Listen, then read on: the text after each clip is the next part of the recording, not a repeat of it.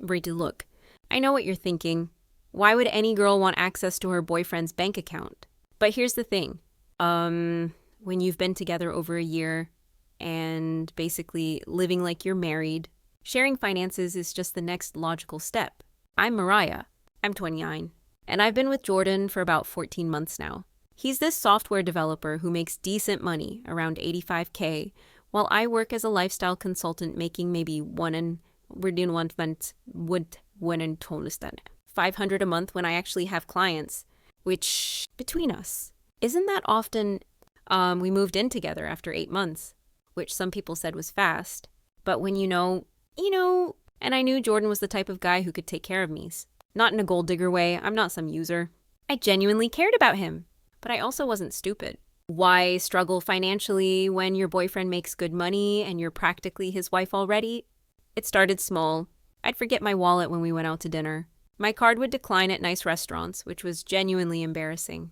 By the way, I wasn't trying to scam him. Sometimes I really did forget. And sometimes my account was just low because lifestyle consulting isn't exactly a steady paycheck. Jordan never seemed to mind picking up the tab. He'd just smile and hand over his card like it was nothing. Then there were the emergency loans. 200 here, 300 there. My car needed repairs. My laptop died. Unexpected medical bills, life stuff. Jordan was always willing to help, and I always promised to pay him back.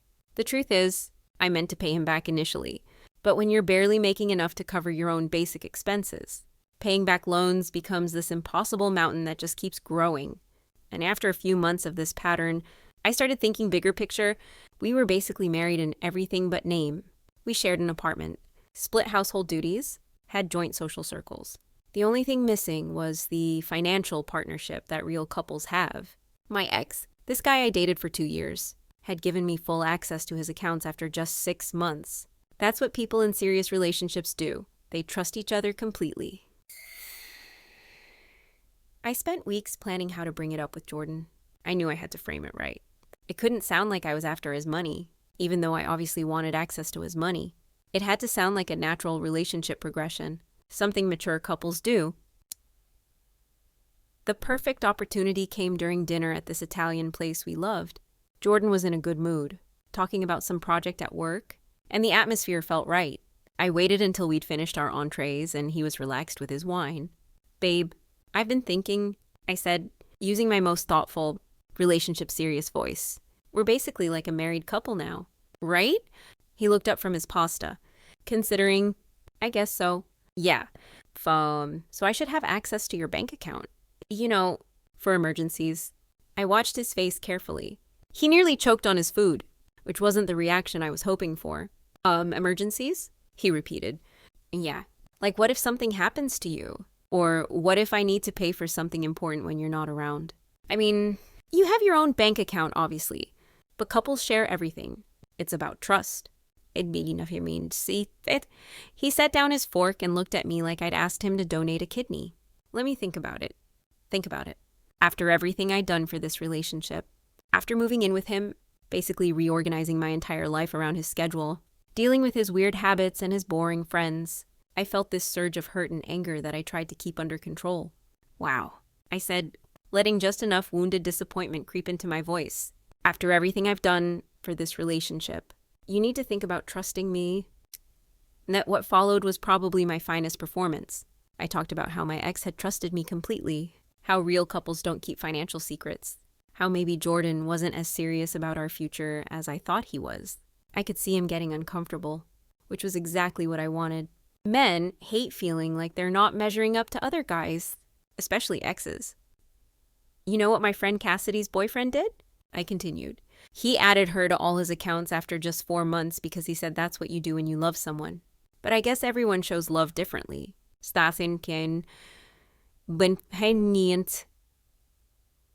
I watched Jordan's face change as the guilt started working. He was realizing how his hesitation looked. Like he didn't trust me.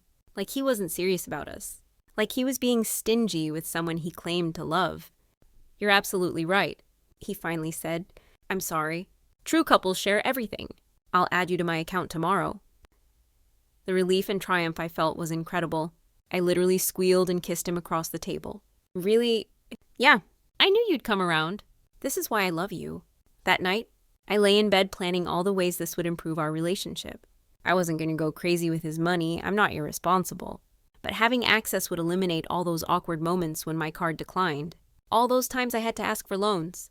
It would make me feel like a real partner instead of some dependent girlfriend. The next morning, Jordan told me he needed to go to the bank in person to add me since we weren't married. That made sense. Banks are weird about that stuff. While he was gone, I did some online shopping, adding things to my cart that I could finally buy without having to ask permission or make excuses. When Jordan came home with the debit card and paperwork, I felt like I was holding a golden ticket. Here you go. Babe, he said, you now have full access to my bank account.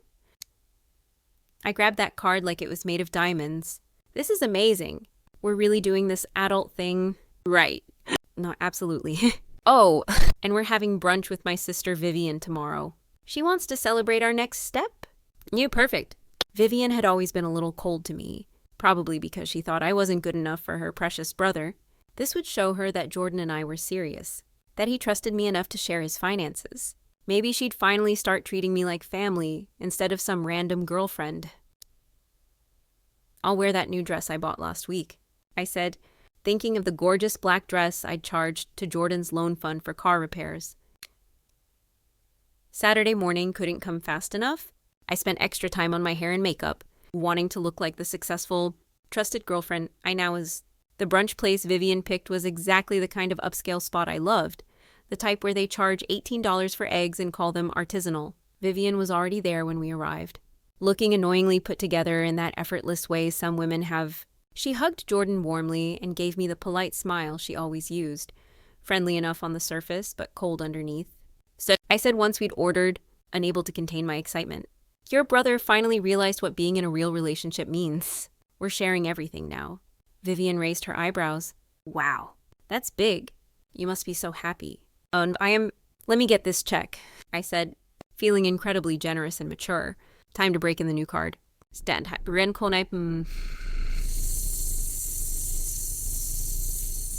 I handed the server Jordan's debit card with what I thought was casual confidence, but was probably more like theatrical flourish.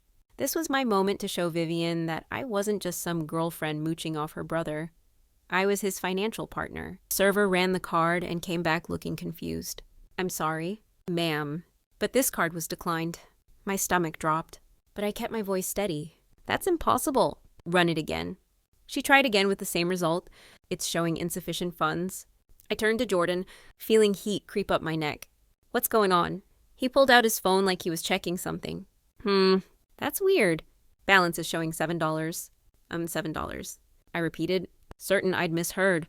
"Yeah, that's my bank account balance. The one you wanted access to?" The restaurant suddenly felt incredibly quiet. Vivian was staring at us with wide eyes, and I could see her trying not to laugh. The server was standing there awkwardly, probably wondering if she should call security. "This is a joke." "Right." I managed. "Where's your real account?" This is my real account. My checking account. I make good money, and it goes into my savings, my 401k, my investment portfolio. You said you wanted access to my bank account. This is my bank account, the one I use for daily expenses." The humiliation hit me like a physical blow.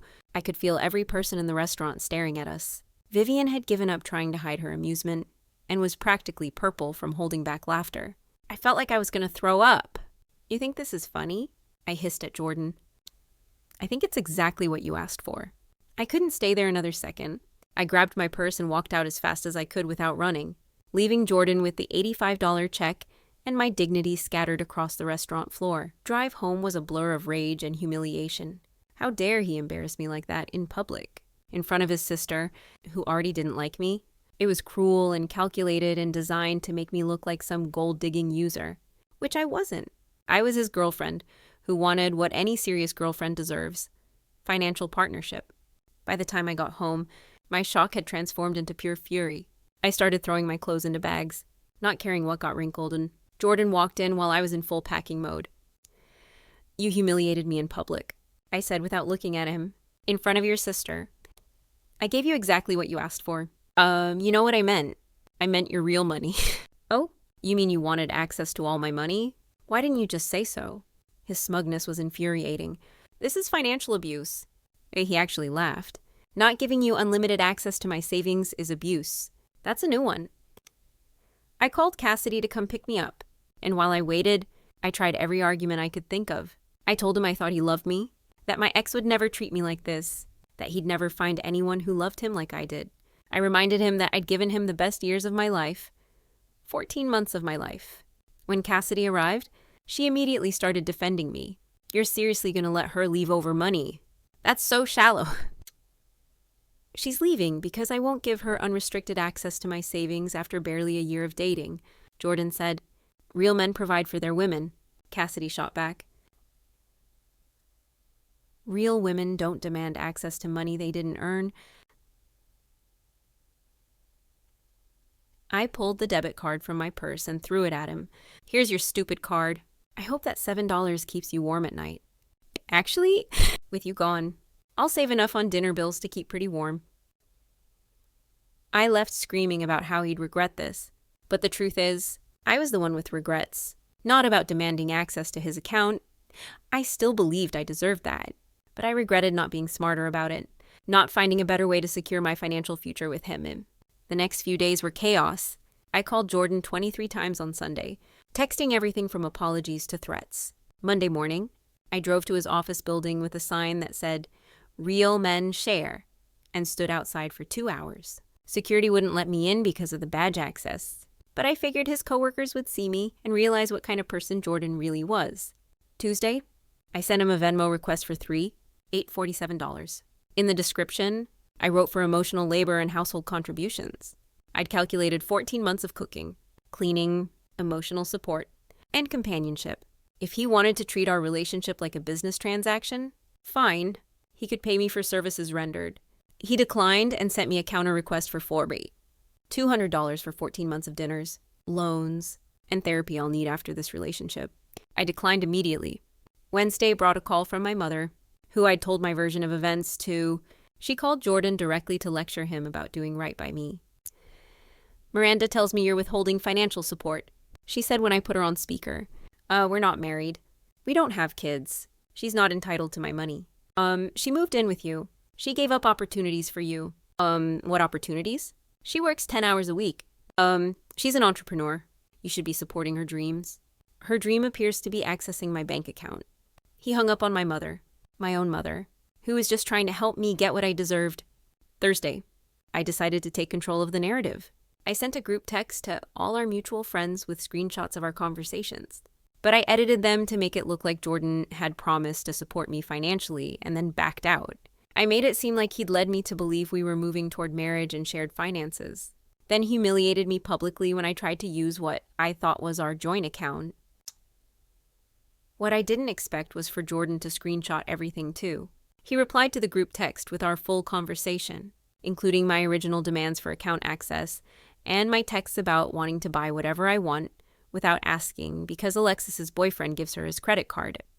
The group chat exploded, but not in my favor. Derek wrote, "Elmau Mariah, you really thought you could edit receipts?" Another friend said, "Girl, you've been dating for a year and wanted full access to his accounts." I left the group chat, but the damage was done. Everyone had seen the real conversation, and they were all siding with Jordan. Friday evening, I used my spare key to get some of my things from Jordan's apartment. While I was there, I noticed he had some expensive electronics just sitting around. His Nintendo Switch, his iPad, about $300 in cash he kept in his dresser for emergencies. These were things I'd used during our relationship, things that had become part of my life too. I took them. Within an hour, Jordan texted me, "I have security cameras. Return my stuff in 24 hours or I file a police report." Now I knew he was bluffing about the cameras, but I couldn't risk it. I returned everything Saturday morning with a note. "You're a disgusting person who doesn't understand love. Those things were basically mine anyway since I lived there. I hope you're happy with your $7 and your lonely life. P.S. I was sleeping with Tanner for the last 2 months anyway." Tanner was one of my lifestyle consulting clients who always needed evening consultations. We'd been hooking up for about 2 months, and I thought telling Jordan would hurt him the way he'd hurt me. What I didn't realize was that Tanner was Cassidy's ex-boyfriend, the one she'd been trying to get back with. Jordan sent my note to Cassidy, and she called me screaming. But she wasn't screaming at me for cheating. She was screaming at me for sleeping with Tanner. Apparently, he'd been telling her he wanted to reconcile while he was hooking up with me. Our friendship imploded immediately, but Jordan still wasn't done. Sunday night, my landlord called to tell me that someone claiming to be Jordan's wife had called him, saying Jordan was abusing her and she needed to be added to the lease for protection. I knew Jordan must have told him it was me, making me look even more unstable. Monday brought the ultimate humiliation. I got served with papers, not from Jordan suing me, but from me suing Jordan. I'd gone to small claims court to try to get some compensation for what he'd put me through. I was asking for $5,000 in breach of verbal contract, $2,500 for emotional distress, and $3,000 for lost wages due to relationship duties. Total, $10,500. The court date was 2 weeks later. I showed up in my most conservative outfit, glasses I didn't need, hair in a bun, trying to look like a wronged woman who deserved justice. Jordan showed up in a suit with a folder full of evidence. When the judge read my complaint, I could tell he was taking it seriously. This was my chance to get some justice. Miss Mariah, you're claiming breach of verbal contract?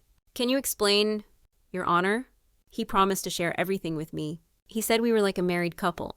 Then he humiliated me by giving me access to an account with only $7. Were you married? No. But, did you have a written agreement? No. But he said he'd take care of me. The judge looked unimpressed. I'll take care of you is not a legally binding contract. It's something people say in relationships. I tried to explain about my expenses, how I'd quit my job for him. But Jordan had screenshots from my Instagram showing client consultations from the day before, proving I was still working. You said you quit your job, the judge said. Looking at the evidence, well, I reduced my hours. From what to what? I didn't have exact numbers, which made me look like I was lying. The emotional distress claim went even worse. When I explained how Jordan had embarrassed me at brunch, the judge asked if Jordan had forced me to use the card or told me there was more money than there was. When I admitted I'd just assumed, he said assumptions weren't Jordan's responsibility. For the lost wages claim, I tried to say I'd been making at least $5,000 a month before our relationship. But Jordan had my lease application from 18 months ago where I'd listed my income as $1,200 monthly. Lying in court is perjury. The judge warned me. I started crying, and not pretty tears, but angry, frustrated tears. This isn't fair. He has money. He should share it with me. I was going to be his wife. Were you engaged? We were going to be... That's not the same thing. Case dismissed. Miss Mariah, you owe the defendant court costs of $75. I had to pay Jordan money instead of getting money from him.